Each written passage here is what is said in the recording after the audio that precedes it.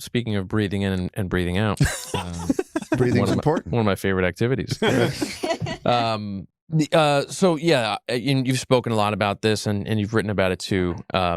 Mindfulness, and kind of getting caught up in a kind of a thin line between meditation and being mindful, and whatnot. I mean, and I know you've spoken about there's kind of a trend to kind of co-opt that and make it like, well, what about Catholic mindfulness? Yeah. Is there anything that you've read that can bridge the two, or is there? Well, you know how to pick a tough topic. Well, like there's, I don't want to. I'll call him out. I haven't read the full book, so I don't know if it ends in a way that maybe is a good thing. But The Mindful Catholic by Gregory Bottaro. Yeah, I'm familiar with it. Yeah. Should I keep reading it, or keep in mind I'm on page like 10? Okay. I did commission a book called The Catholic Guide to Mindfulness, which is a journalistic investigation into it, including studies. Thousands and thousands of studies have been done on mindfulness. Mindfulness is one of the Eightfold Paths of Buddha, and it's a technique whereby the goal is to bring the person into a place of peace through slowing down your thoughts and focusing on, aspects of your environment. Are your ankles cold? Is your forehead hot? Is there a breeze? Your breath and all of that. And so the question is that a good thing? And then how does it relate to Catholicism? I think the issue I have with it is it bad to breathe deep? No. Is it bad to slow down? No. Is it bad to do any of these other things? No. But there's a limit point of demarcation where if it brings you to a state of consciousness that is purely psychosomatic, psychological, and in a realm of meditation where then you're open to spiritual things, which is what it's intended to do. The question is, what comes when you ask it to come? What are you opening yourself up to? So even in like the Buddha pill, which is a secular study by secular psychologists of yoga and all of that, right, they bring up many cases where people completely lose their minds when they draw too deeply into this purely psychosomatic, earthly thing. Now, I would conclude differently why that happens, because I believe the Bible. I'm unabashedly, unapologetically, just because of what the Lord's done in my life. I don't care what anybody thinks. When Scripture says these are doctrines of demons, I believe they're doctrines of demons.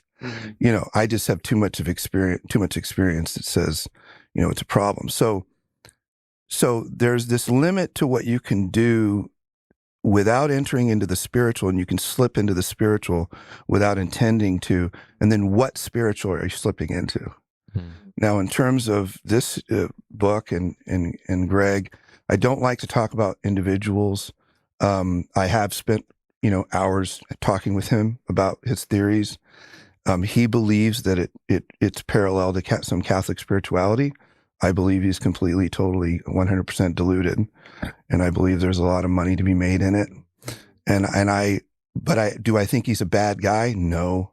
Do I think he does good for some people? Yes. I've talked to one of his patients, and this is the problem with all of this stuff, is it helps, but to what? What's and when does it break? Long-term data? When does it? Yeah. Well, so there's data, right? Just pure research, and that's problematic. But then when does it break down spiritually? So for me, I come out of abuse. I come out of some really dark stuff, and I've been diagnosed depression. I've been medicated, all of that. Why am I not medicated anymore? Why do I have peace now? Why do I not wake up screaming in the middle of the night anymore? Why is it that my life is dominated by peace? It's all about relationship with Jesus.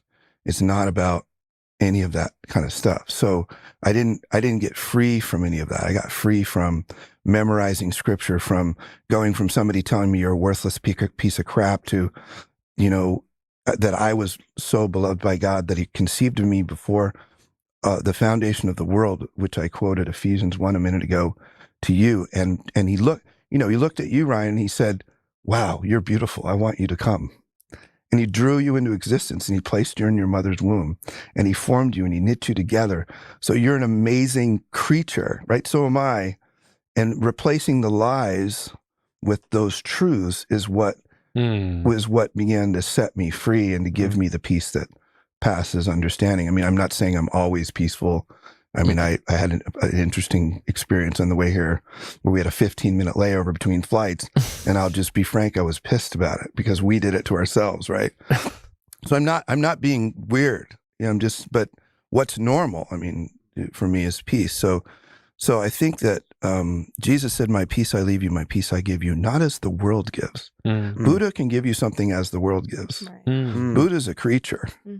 Jesus is eternal. My peace I leave you, my peace I give you, not as the world gives do I give to you. Do not let your heart be troubled. Do not let it be afraid. That's the answer. So there, I said it. All right, I'll decide whether to give the book back to Jack. Jack gave it to me. Jack gave me the book. I didn't want it. I was trying to be mindful about it, but that was